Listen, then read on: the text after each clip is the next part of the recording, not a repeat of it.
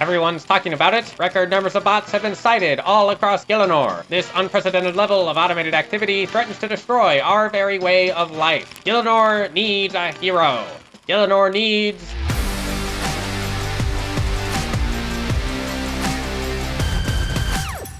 Over the past few months, the price of the Voidwaker has absolutely plummeted. This is largely due to a massive influx in bots farming the bosses that drop its components. Everyone that's been to Ardio, Spindle, or Calvarion knows that these bosses are completely infested with bots. But Spindle is by far the most egregious, so I decided to direct most of my attention there. The bots here range in combat levels from the high 80s all the way up to the 120s. And they typically have a total level of around 1400. Most of them use the Ursine Chainmace as their main weapon, but some of them use a Webweaver bow. They don't seem to have the Wildy Hard Diary completed, which means you get a chance to teleblock them when you enter the cave. Once you teleblock a bot, it will attempt to escape by exiting the cave and running south. They use a prayer switching script to maximize their chances of survival. At first, the script will pray according to what weapon you're holding, but if you hit it with the same style enough times, it will pray against that style regardless of your weapon. You can work around this by meleeing with a staff with good melee bonuses like a Staff of the Dead, manual casting spells while holding a range or melee weapon, or by swapping to a different weapon on the same tick that you attack. But either way, you'll have to switch it up once the script starts to predict what style you're going to attack with. Most of the bots don't use anti-venom, which means you can get a ton of extra damage by using a venom weapon, such as a Toxic Staff of the Dead or a Noxious Halberd. However, it's important to be careful when hunting these bots because they will fight back. If you stand in melee range, they will hit you with their chainmace, otherwise they will attack you with their ranged weapon. Usually it's just adamant darts, but some of them have a rune crossbow. They will also hit you with their chainmace spec, which prevents you from running, giving them a chance to get gap and log out.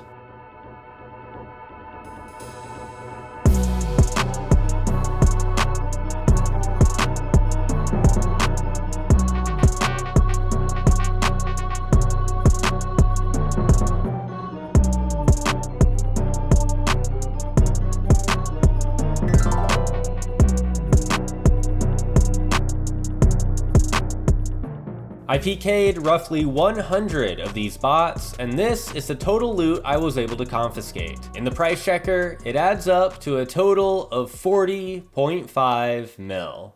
While I was hunting bots at Spindle, I was informed of a bot farm at General Graardor in the God Wars dungeon, so I decided to take some time to investigate that as well. I found several bots killing the boss by kiting him around the room and shooting him with a crossbow. I entered the boss room to try to mess with the bot, but it immediately teleported away. I'm assuming they do this so people don't crash them with better gear and steal all the loot, but I can still use it against them. Instead, I waited until the boss was dead, then entered the room before the bot picked up the loot. The bot teleported away, allowing me to yoink the boss loot once it appeared. Every time I get one of these bots to teleport, it has to bank, return to the God Wars dungeon, and get KC before it can continue farming the boss, which can easily take upwards of 5 minutes. If you add 2.5 minutes for the time it spent killing the boss for no loot, that means the bot is spending around 7 to 8 minutes wasting supplies without making any money. So of course, I repeated this process several times on various bots. In my last Bot SWAT video, I dealt with some bots that were farming blood shards by killing Virewatch sentinels. But that's only one way to get blood shards. You can also get them by pickpocketing Vyre nobles, which of course is also botted. These bots appear to have been running for quite a long time, with many of them having over 100 million thieving XP. However, I did find a way to disrupt them. Simply find a nearby Virewatch sentinel, lure it over to the building the bot is in, open the door, and bring it inside the building. The Vyre will usually aggro the bot since it's not wearing the Vyre noble outfit. Most of the time, the bot will just kind of stand there and let the Vyre kill it.